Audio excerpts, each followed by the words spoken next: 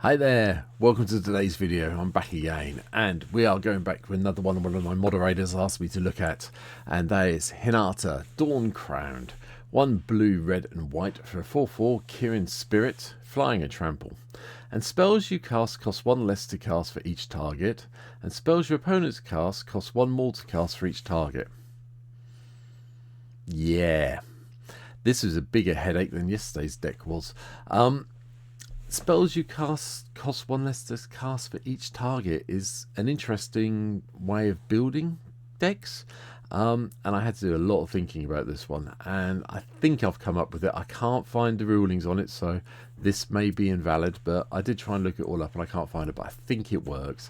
And I'll be honest, I haven't had a chance to play test this one yet, so if it's wrong, let me know in the comments down below and I can change it at some other stage. We'll do an update, but I think I've got it right for now. So here we go. Let's have a look at today's deck, and then you can all laugh and leave me some comments down below. And hopefully you've hit the subscribe button if you haven't been here before. I'd really appreciate it if you could. So let's have a look at the deck. Unusually for me, we have a low creature count. Some of the cards you saw in yesterday's video, they're here again today.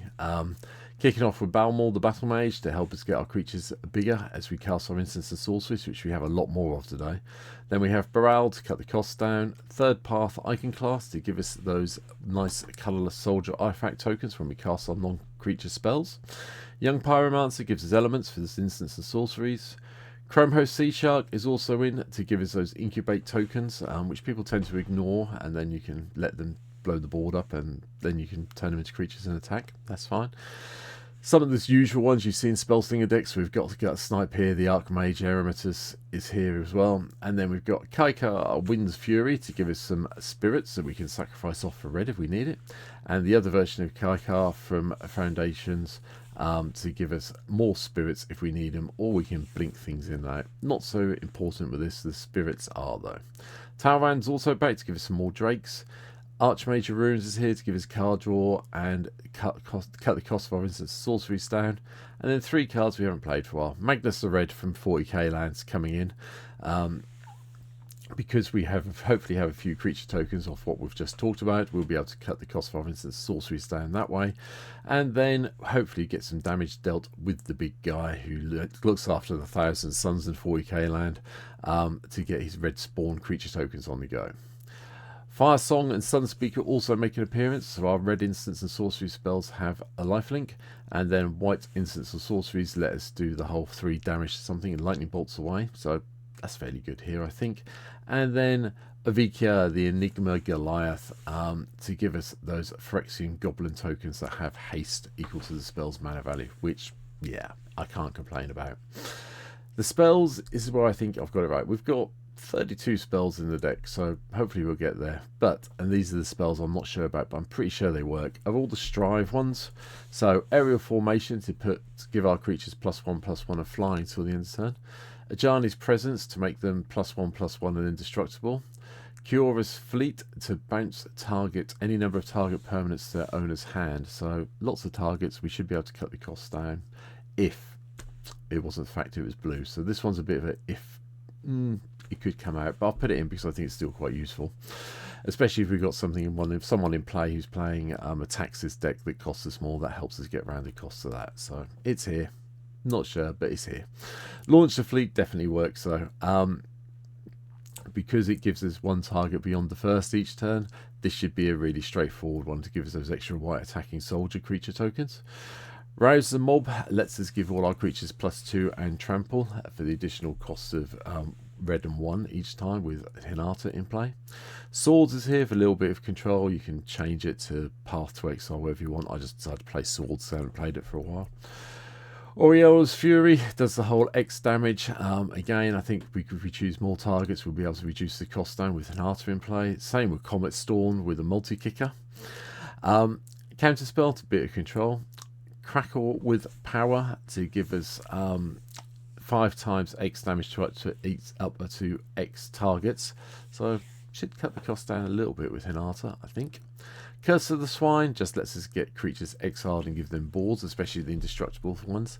Again, as I was hinting at yesterday, there's been an uptick recently in the indestructible Eldrazi guys appearing, and this gives us a way around it. Cyclonic Rift for a bit of board control. Desperate Stand is another Strive one, again not reduced in Hinata, but giving our creatures +2/+0 first strike and vigilance can really sometimes help us, I think, with this deck. Girard's Belligerence deals X damage, divide as you choose amongst any number of target creatures, and whenever a creature dealt damage this way dies, populate, so doubling up on our tokens. Heliod's Intervention lets us just, again, either blow up the artifacts or enchantments we don't want in play, or we get to gain a whole load of life if we need to, one or the other. Jaya's Immolating Inferno is just fun because we do have legends coming into play, so we might as well have this kicking around to do the extra damage. Mana Drain from all control. Molten Duplication lets us copy target artifact creature you control except as an artifact. In addition to its other types, it gains haste, sack it, but a little bit of duplication could be useful sometimes.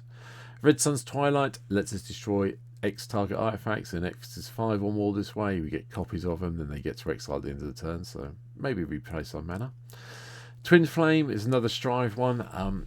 For any number of target creatures you control, for each of them, create a token as a copy of those creatures, except it gains haste. Okay, we'll go with this.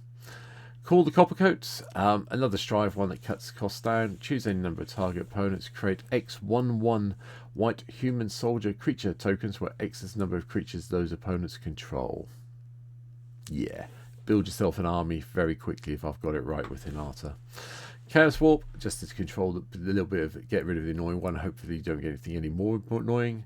Eerie Interlude, just to exile our creatures and then return them under the battle under the beginning of the next step to give us a little bit of wrath protection. Harness by the Force, gain control of target creatures and they gain haste and untap them, so a little bit expensive, but you know, 5 mana for 2 creatures, 7 mana for 3 creatures could be doable if I've done it right with Hinata and the Strive cost reduction works.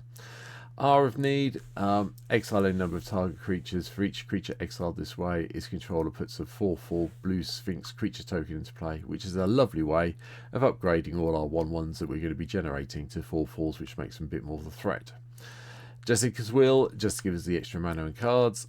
Phanex Form, to give all our creatures double strike with the Strive ability.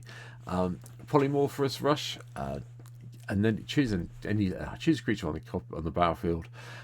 Any number of target creatures you control become a copy of that creature until the end of turn. So if there's a big non-legendary creature in play that you want a copy of to win with, this is the way to do it, by turning your tokens into it. Mass Manipulation, just to go and steal things. Semester's End, again to exile anything we have that might be dying off and getting them all back at the end of turn. Yes, we lose a lot of our tokens, but if we keep our creatures in play, all the good.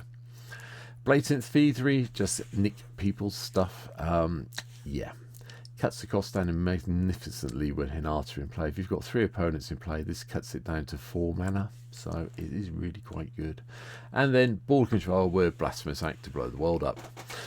Ramp, yeah, Soul Talisman for the suspending Colourless, and then Soul Ring, Arcane Signet, Mind Stone, Pearl Medallion, Ruby Medallion, Sapphire Medallion. The talismans all come in, and Thought Vessel. No arcane, no Elixir of Immortality in this deck, because I think we should be able to still win the game even if we lose some of our creatures, I think. Enchantment wise, Ghostly Prism Propaganda, because we do want to slow down our bleeding from opponents. Rhystic Study for the card draw, Smothering Tide for the treasures, Whirlwind of Thought to let us draw extra cards when we cast all of our non-creature spells, and you saw it yesterday, it's here today, Rite of the Dragon Caller, just to give us those lovely dragons when we cast all our instants and sorceries. 36 lands today. We have gone with it. We've gone with all the blue, red and white deck cards you can think of. I have no idea why Elegant Parlour has shot up so much on MTGO. It's up to 10.46 tickets. That's a lot. We have got Field of the Dead in here as well today because we are playing 3 colour decks, so it makes it easier to trigger the 7 different lands. I don't think there's anything really else you would expect not to see. You know, Temple of the False Gods here, Reliquary Towers here. We have 4 of each basic in the deck. It's pretty much standard mana base for me. But that is it. That is my take on Hinata, the Dawn Crowned. Yeah, I'm going to be honest, I struggled with this. I'm hoping I've got the rulings on Strive right. I will be trying it out at some stage on stream, so there's a link down below to Twitch. Come and give me a follow over there. You get to see me play this as soon as I finish doing it. As soon as I can get a game up and running, which should be tonight. This should be going out on Thursday UK time for me, so there will be a stream tonight, and we'll see if we get around to playing Hinata.